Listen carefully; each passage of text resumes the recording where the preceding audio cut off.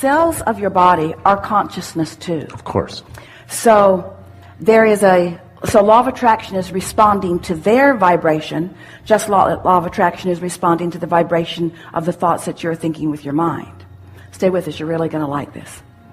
So we want to reintroduce the word momentum to this conversation, because there is cellular momentum. Mm-hmm.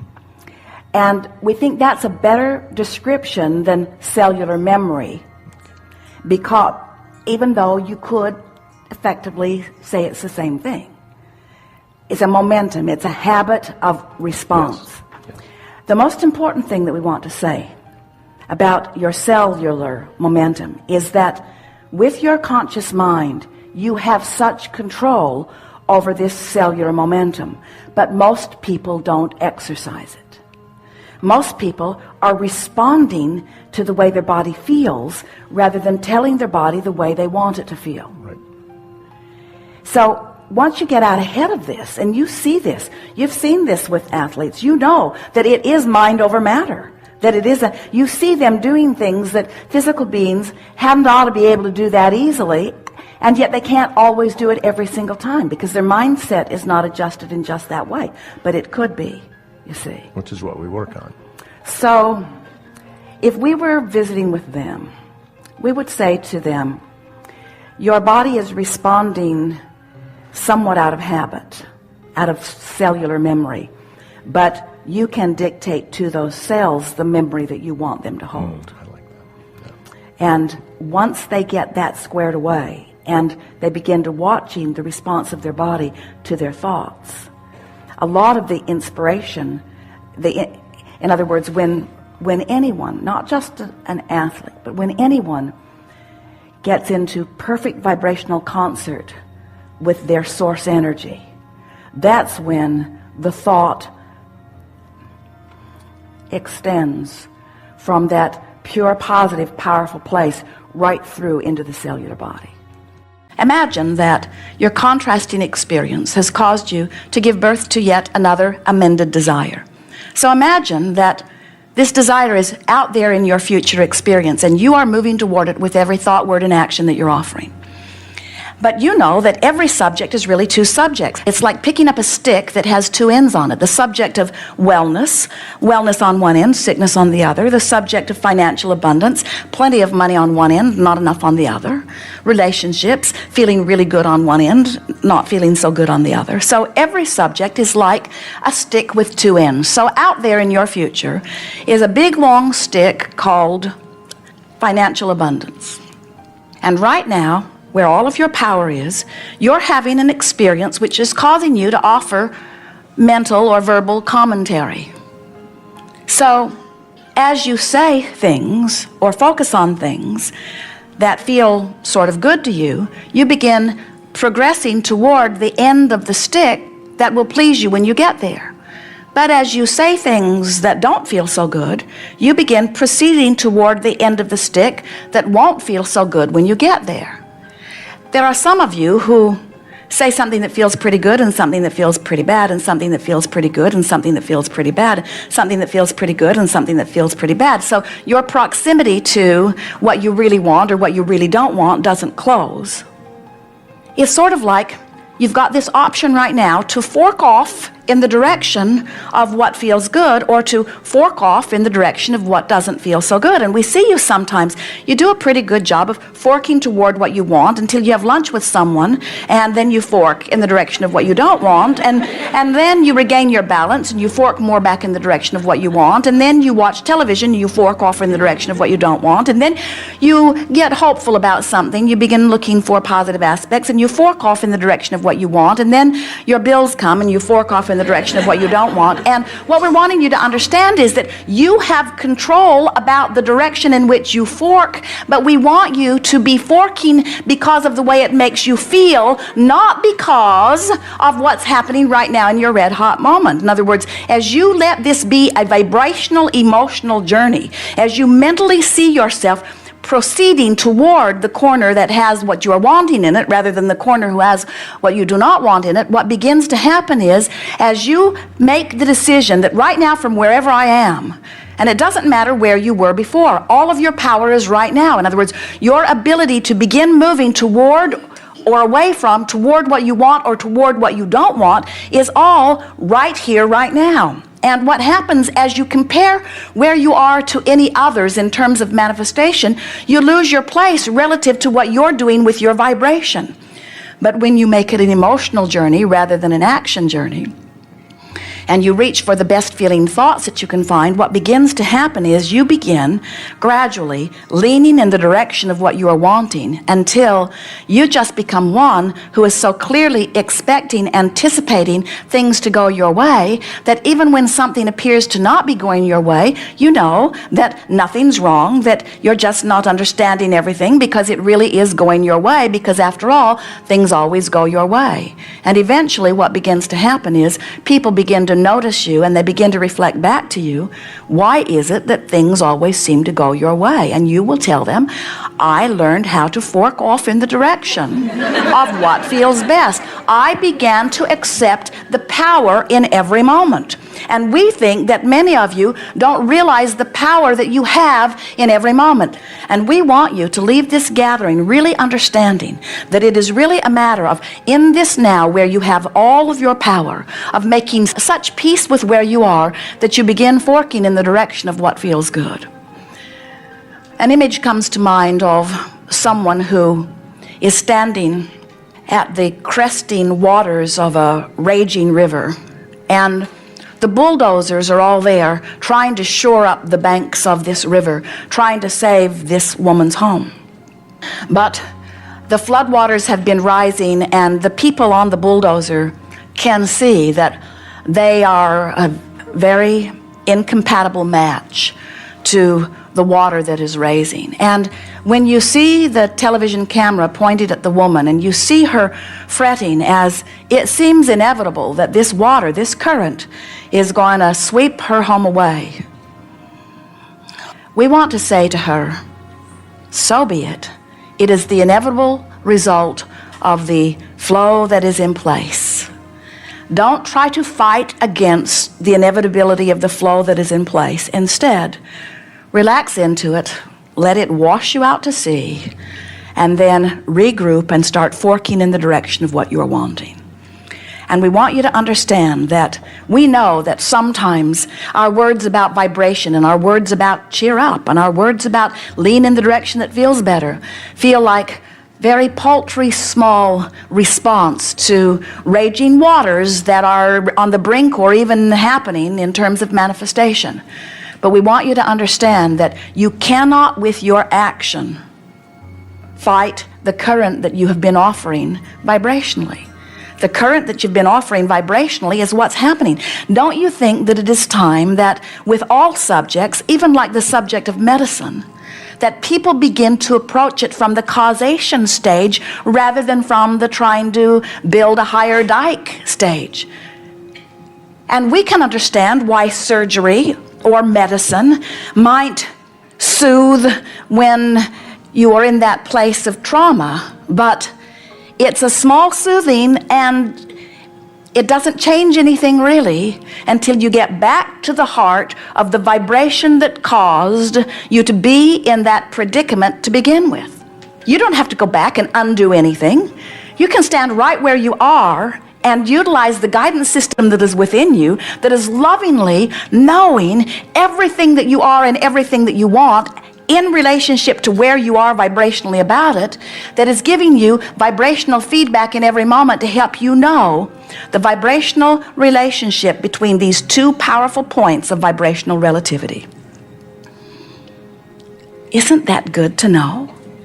So what somebody else thinks is irrelevant in this, isn't it? What somebody else has manifested is irrelevant in that.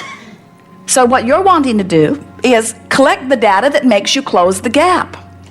And sometimes we see you seeming to deliberately collect the data that widens the gap. And we understand why you do it.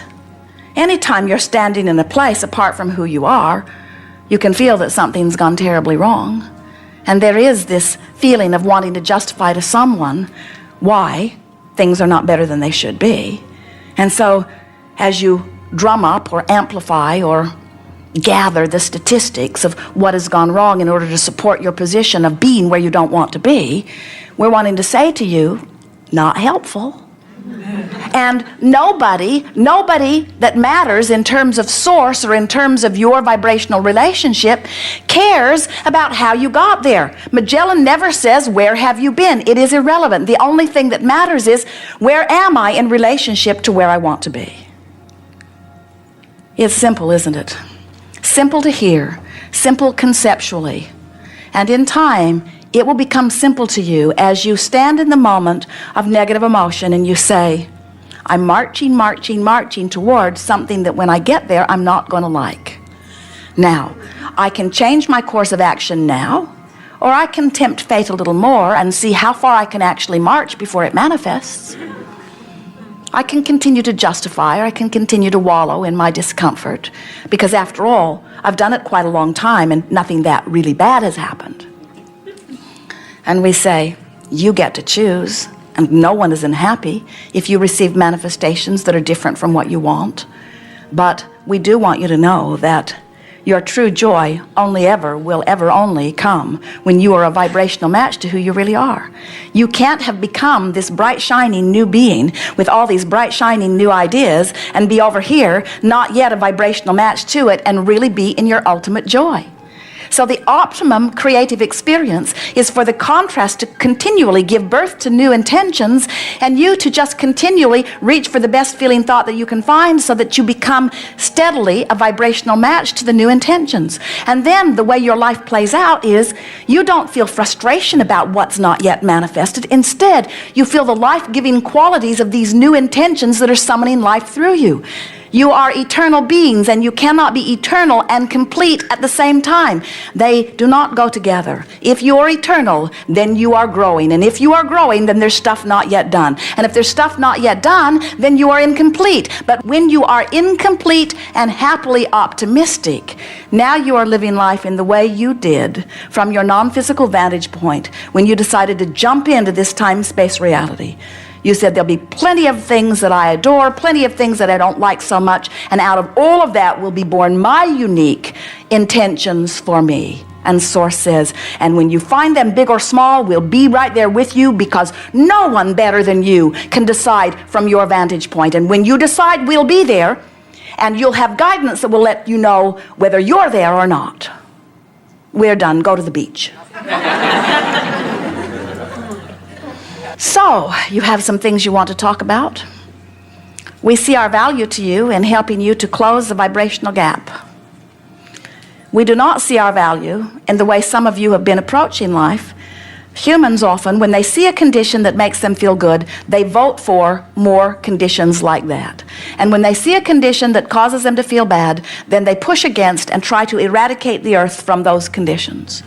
And what we're wanting you to understand is this is an attraction-based universe. It is all about inclusion. When you give your attention to something wanted and say yes to it, you include it in your vibration.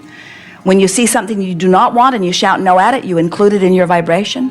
So there is no such thing as no in this vibrationally based universe. We see our value to you in assisting you, not in trying to figure out how to change the condition so that you can feel better in response to the condition. That's conditional love, isn't it? I feel love under these conditions, but not under those conditions. And we say, no, that's not who you are. Who you are is love. You feel love under all conditions, which means you have the ability to focus your mind in such a way that you stay in vibrational concert with that which is love, with that which is source. You don't need to demand that conditions change. And so sometimes you'll want to talk about something your son is doing, or something your mother is doing, or something that your employer is doing. And if they would do it differently, you would feel better. And you think that your questions to us are about how you can work the energy just right to make them do the things that when they do them, then you will be able to observe them and you will feel better. And we say, surgery we understand, medicine we understand, bulldozers on the dike we understand, and we understand your motivation for wanting to do that. We do understand trying to keep your head above water just for one more moment while you get another breath of air. But what we are really wanting you to understand is that unless you do something about your vibrational countenance, nothing can change. Nothing long-term will change, that's certain. Haven't you found it interesting that a new disease pops up and humanity finds the cure only to find another disease popping up? Don't you think it's interesting that you don't get to the end of those diseases? And the reason you don't is because you have not yet got to the end of pushing against things. And so most people then spend the majority of their life talking about why they never arrive at their vision of the future because of some past experience. And so if feelings and emotions are the end product of past experiences, you remember your first kiss, you remember your wedding, you remember the birth of your children, you remember catching a fish off the coast of Manzanillo with your 3 best friends, because you caught the fish and it was a new experience and you felt great. And then you went to the casita and you cooked the mahi-mahi and you drank Sauvignon Blanc and the wind was blowing off the sea and the sun was setting and you made a long-term memory. But you also have memories that are connected to trauma and crisis, to disappointments. And those are the memories that people remember more than anything else. And so if you haven't overcome some emotion that keeps you anchored to the past, then you tell a story about the past. And people say, I am this way because of this experience that happened to me 15 years ago. I am this way because of some event that happened 30 years ago. And from a biological perspective, it means I haven't been able to change in the last 15 or 30 years. And Scientific American, a prestigious magazine, says that 50% of what you talk about in your past isn't even the truth. You make it up. Because you don't have the same brain that you did 15 years ago or 30 years ago. So then your brain and body are typically in the past, because thoughts are the language of the brain and feelings are the language of the body. And how you think and how you feel creates your state of being. So if you think insecure thoughts, in a matter of seconds, you are going to feel insecure. The moment you feel insecure, your brain is monitoring how you're feeling, and you think more insecure thoughts, which then makes you feel more insecure. And the repetition of that cycle conditions the body to become the mind of insecurity. And then the person says, I am insecure. And whenever you say, I am anything, you are commanding your mind and body into a destiny. So then how do people change? They wait for crisis, trauma, disease, diagnosis, loss. Something has to go wrong in their life where they feel so uncomfortable that they finally make up their mind to change. And why is that? Because after the trauma or the crisis, they don't feel like of themselves. In the moment they don't feel like themselves, they could actually observe themselves, because they're looking at themselves through the eyes of someone else. But my message is, why wait? You can learn and change in a state of pain and suffering, or you can learn and change in a state of joy and inspiration. So then, if your brain is a record of the past, and you are living by the same emotions that have defined you for the last 10 years, and you keep thinking the same thoughts that make the same chemicals, and those same chemicals drive the same thoughts, then your body, as the unconscious mind, does not know the difference between an actual experience in your life that creates an emotion and an emotion that you're creating by thought alone. And so your body is believing it's in the same past experience 24 hours a day, 7 days a week, 365 days a year. And your body is programmed into the past. And you can't create a new future holding on to the emotions of the past. How many people understand what I'm talking about? So then, when you react to someone or something in your life, you have a choice. That when an event changes how you feel, there's a chemical change that's taking place in your body.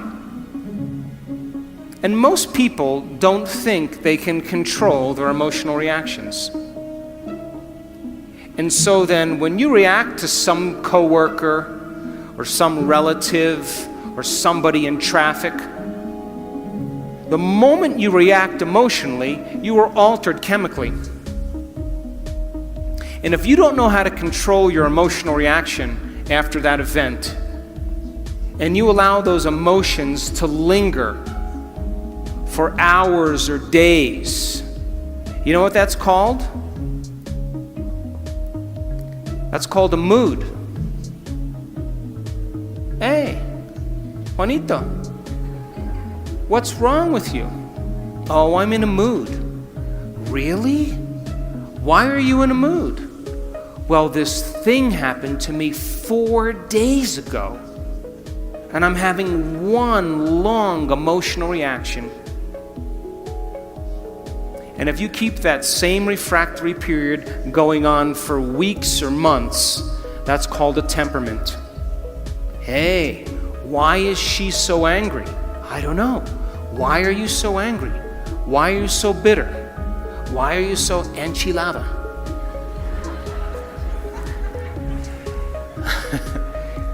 Because I had this experience 7 months ago, and I'm memorizing my emotional reaction. And if you keep that same refractory period going on for years on end, that's called a personality trait. And people wear their emotions on their sleeve, and that's who they think they are.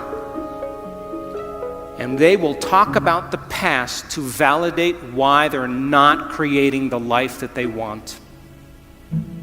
So then if you wake up in the morning, Mexico City, and you are not being defined by a vision that's bigger than you, and it doesn't get you out of bed and inspire you into possibility, and you get up living from the old hardware of the past and the old emotions stored in your body, do you know what's going to happen to you? You're going to wake up and you're going to open your eyes and you're going to see the same people and go to the same places and do the exact same thing at the exact same time. And the moment you open your eyes, all of a sudden now, it's your external environment that's controlling how you think and feel. Because you have a neurological network in your brain for every person you know, every place that you go, everything that you own, everything that you do. And the moment you open your eyes and you see the same people and go to the same places and do the exact same thing at the exact same time, it's your external environment that's turning on different circuits in your brain, causing you to think equal to everything that you know. And you told me you believe that your thoughts have something to do with your destiny.